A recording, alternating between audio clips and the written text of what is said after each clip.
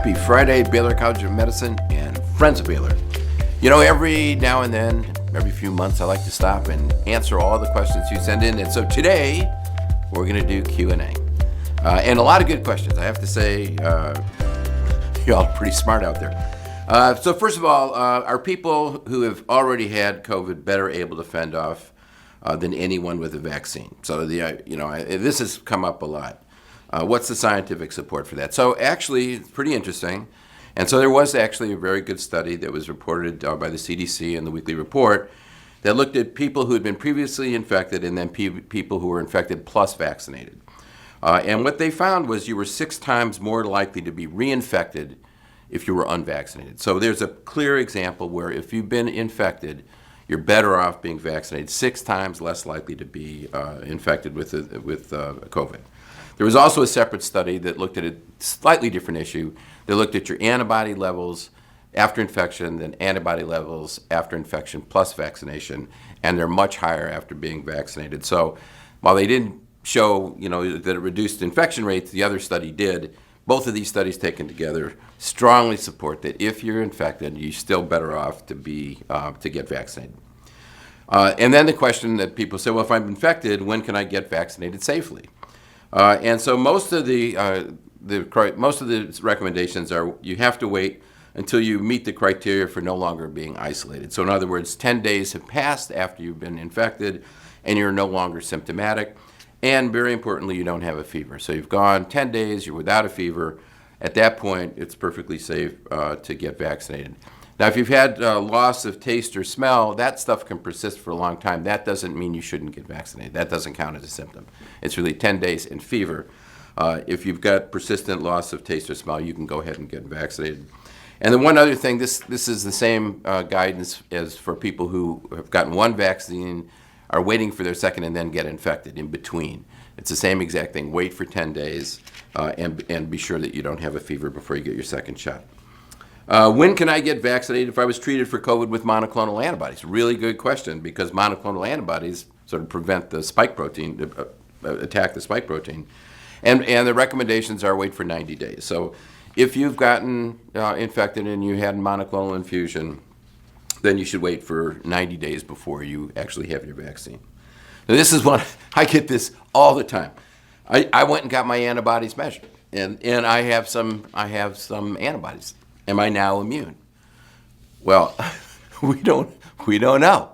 I mean, that's the sad thing about it, is we won't know until we go back and look years from now and say what percentage of people got infected when they had low levels of antibody or high levels.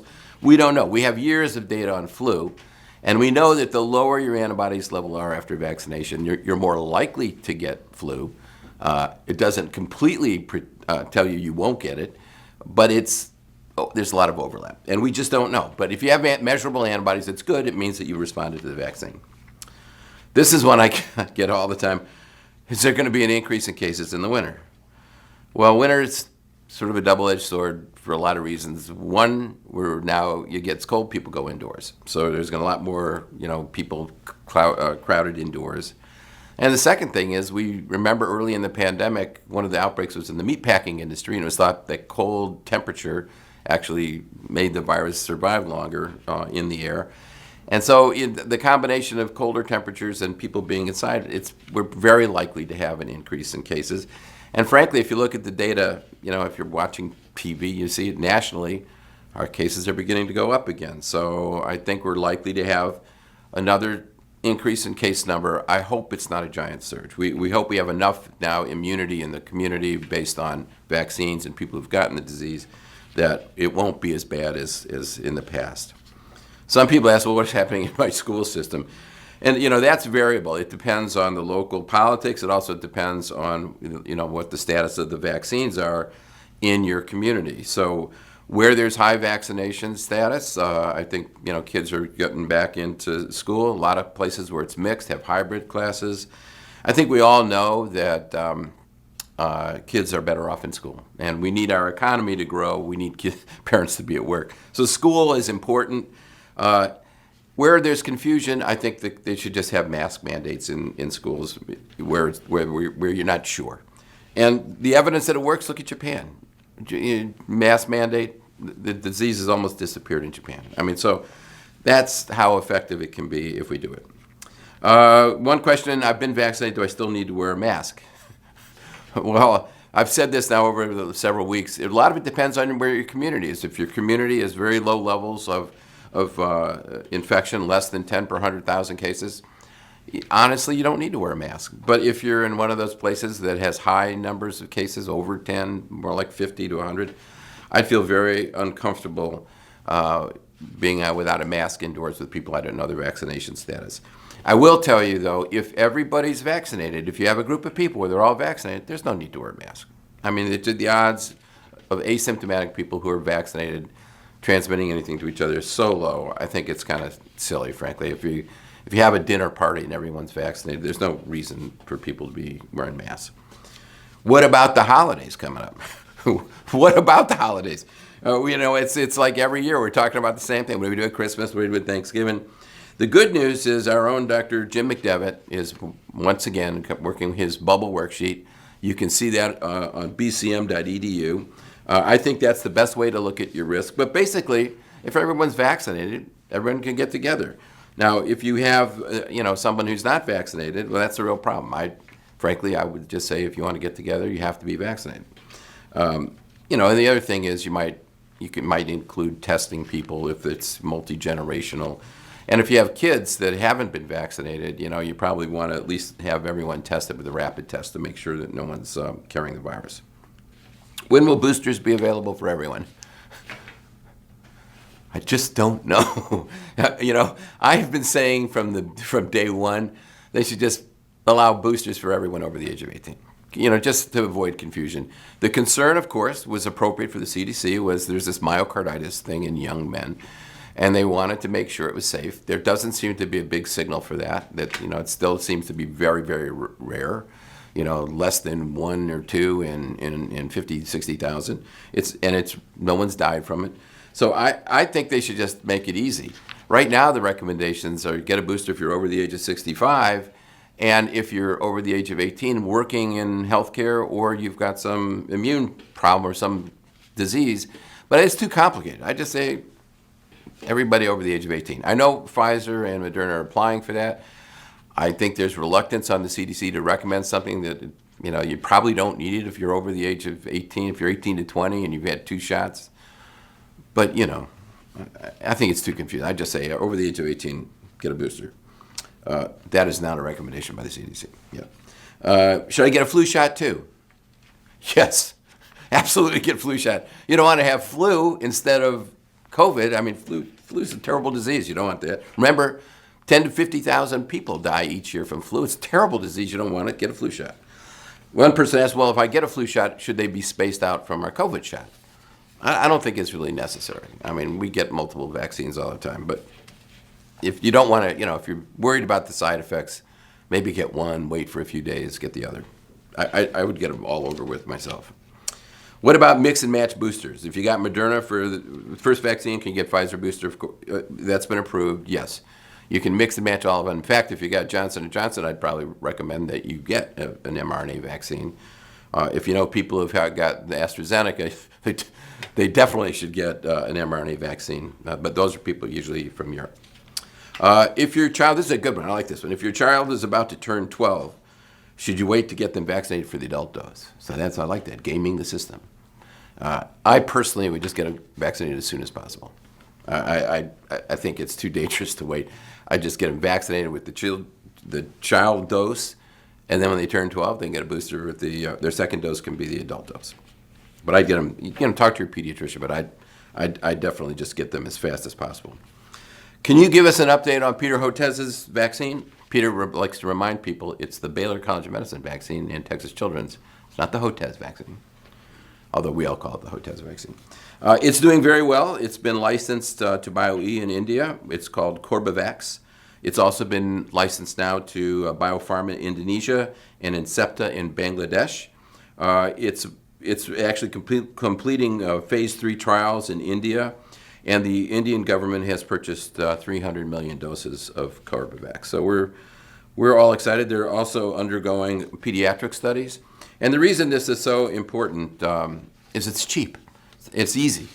It's not hard to store. So in terms of managing the global pandemic in countries that don't have the same resources, it's really important. I'm very hopeful it gets approved.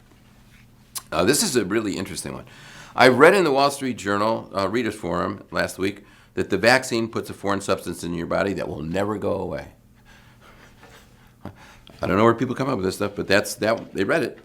Okay, so it's actually an interesting question. There are vaccines that are live attenuated viruses. In other words, there's lots of ways to make a virus not as robust as it is in normal. You can pass it in tissue culture, you can put it in other animal species, and the virus changes, adapts just like it does in humans, but it adapts in a way that becomes less and less and less virulent and still produces some of the proteins that make your body respond to it. It is one of those things that it actually is an effective vaccine. So there are vaccines that are live attenuated: measles, polio, the Sabin vaccine, rotavirus, smallpox, chickenpox, and yellow fever. So those go in you and they stay in you.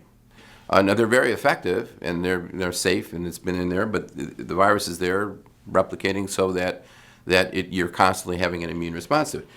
The COVID vaccines are not that at all. Think of it more like a read-only file. It goes into you, it encodes the protein, your cells encode the protein for a short period of time. You have an immune response, and then the RNA is degraded. So there is nothing in you that lasts long, except you hope the antibodies.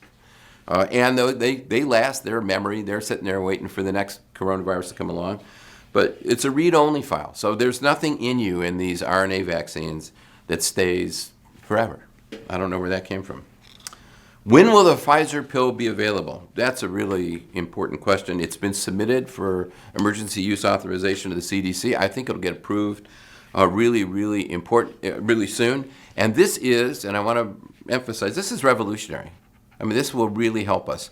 Right now, a person comes to the hospital symptomatic with COVID, we got nothing to do for them. You know, we say, well, here's some oxygen. Now we can give them treatment. Send them home with treatment. This will help communities that have been overrun. This is really, really important stuff. It'll help not only people who have a breakthrough infection, but people who haven't been vaccinated who get infected. We now have a way to treat them. And that, as I mentioned last week, is the mechanism. It's a protease inhibitor. It prevents the virus proteins from being generated to assemble into a viral particle. So very effective. And now we have two drugs. The Merck drug, which is a polymerase inhibitor, which is the enzyme for replication, and now a protease inhibitor, which is the one that creates the protein assembly blocks. So very, very effective. Can you address the idea that we do not yet know the long-term consequences of the vaccine? I can't predict the future. But right now, we've seen millions and millions and millions of people, hundreds of millions of people vaccinated, and there have been no problems, no significant problems. So, I don't know, but I know the long-term consequences of COVID are really, really bad. I mean, really bad. So, I don't know.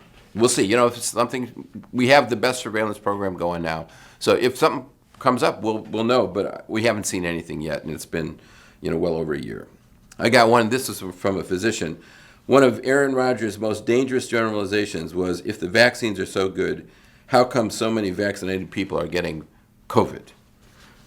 Well, this is an understanding that when something's 90% efficacious, it's not 100%.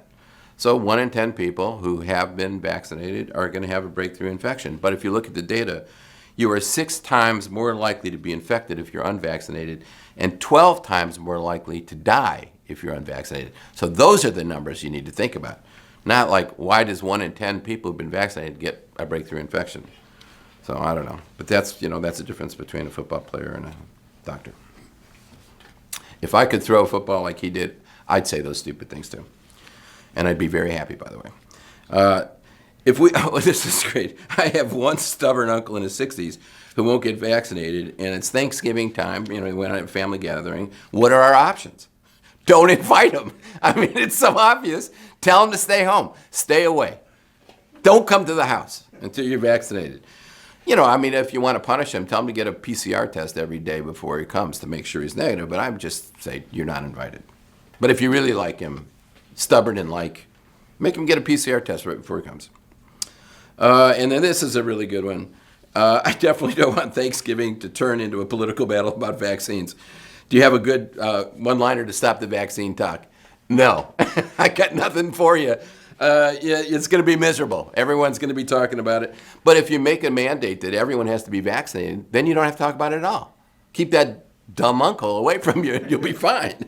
So anyway, so as Thanksgiving is coming up, we all have to start thinking about these family gatherings, and again, for the Christmas holidays. So, the bottom line is, everyone, please just get vaccinated. It gets rid of all the issues, for your whole family. It'll make everyone safe. It's doing it not just for yourself, but for your whole family. And then I want to end today, though, with just a couple of shout-outs. The first is all the parents who are out there getting their kids vaccinated, doing the right thing. You deserve a lot of credit. I'm sure you get some heat from people, but it's really important to get your kids vaccinated. So congratulations on that. And I also want to thank the First Lady, Jill Biden, and the Surgeon General for coming to visit our Texas Children's Hospital and, wave the flag of support for everyone getting vaccinated. Anyway, I can't, it's a great weekend coming up, weekend before Thanksgiving. Things start winding down for the holidays. So have a great weekend, and I can't wait to see you next week.